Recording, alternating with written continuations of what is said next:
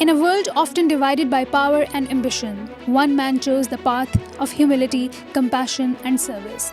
This is the life story of Jorge Mario Bergoglio, the man the world came to know as Pope Francis.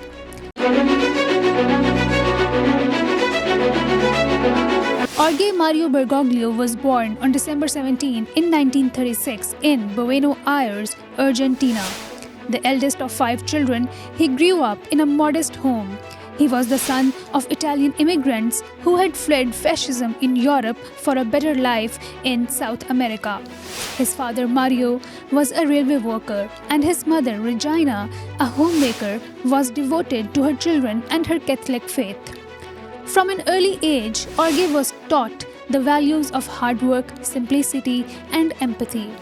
As a young boy, he loved soccer, studied diligently, and dreamed of becoming a chemist. He earned a technician's diploma in chemistry from a technical school, but destiny had a different path for him.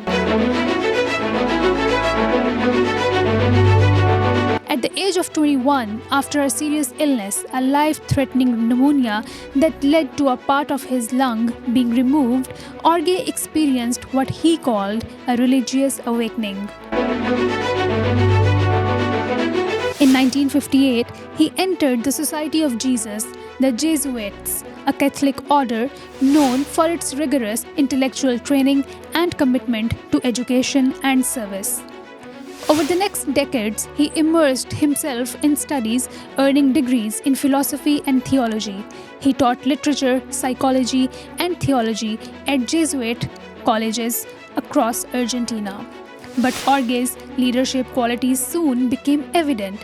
In 1973, at just 36 years old, he was named Provincial Superior of the Jesuits in Argentina, tasked with guiding the order during one of the darkest periods in Argentine history.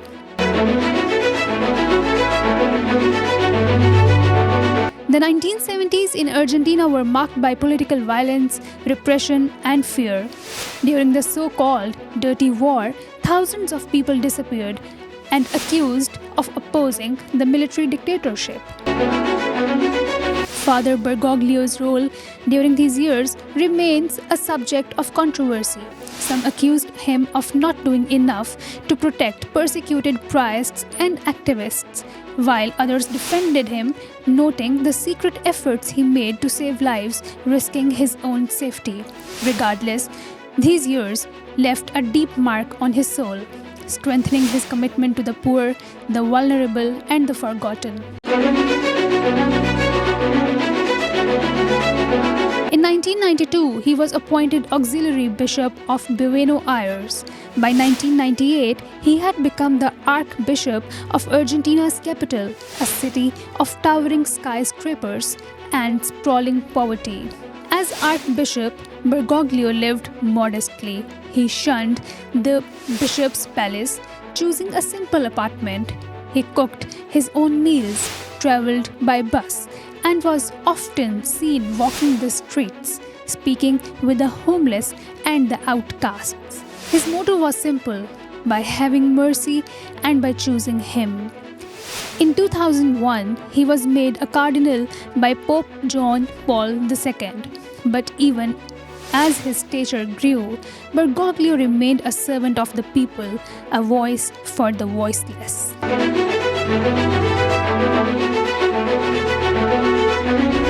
In February 2013, Pope Benedict XVI shocked the world by announcing his resignation, the first pope to do so in nearly 600 years. At the conclave that followed, after several rounds of voting on March 13, 2013, Cardinal Jorge Mario Bergoglio was elected the 266th Pope. He chose the name Francis after Saint Francis of Assisi, a symbol of poverty, humility, and peace. It was the first time a pope had ever taken that name. It was the first time a pope had come from the Americas, and it was the first Jesuit pope in history.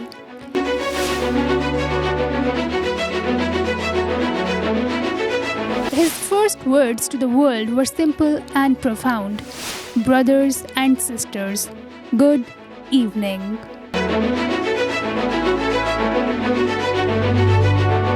From the very beginning, Pope Francis sought to change the tone of the Catholic Church. He focused on mercy over judgment and service over ceremony. He reformed the Vatican's finances, cracked down on corruption, and made efforts to hold the Church accountable for the global scandal of clergy abuse. He emphasized environmental stewardship, publishing Laudato Si', a groundbreaking encyclical calling for urgent action against climate change. He became a global advocate for migrants, the poor, and the marginalized, visiting refugee camps, embracing the disabled, and urging political leaders to put humanity first.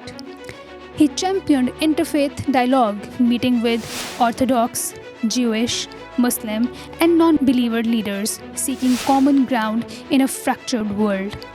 In 2020, amid the COVID-19 pandemic, Pope Francis became a symbol of resilience, offering hope to millions during long, lonely lockdowns.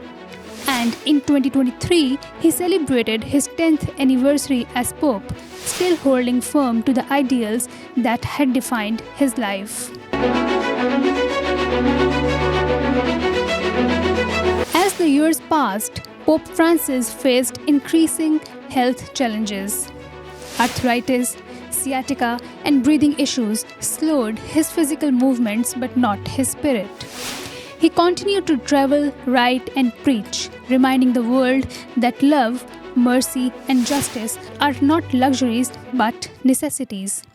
On April 21, 2025, the feast of Saint Francis of Assisi, Pope Francis peacefully passed away in Vatican City, surrounded by close eyes after a brief illness. He was 88 years old. The news shook the world. Millions gathered in St. Peter's Square, holding candles, praying, mourning the loss of a pope who had become not just a religious leader, but a global moral compass. Pope Francis's legacy is not built on grand declarations or political power, but on something far more enduring, a simple, unwavering belief in the dignity of every human being. He taught that a true Christian must be close to the people, touching their wounds, sharing their joys, and walking alongside them. He redefined the papacy for a modern era, making it less about the throne and more about the basin and the towel. In the end, Jorge Mario Bergoglio, Pope Francis, was a revolutionary of tenderness, a pastor who smelled like his sheep, a sinner like us all, who simply tried to love as Christ loved. And for that, he will be remembered, cherished, and emulated for generations to come.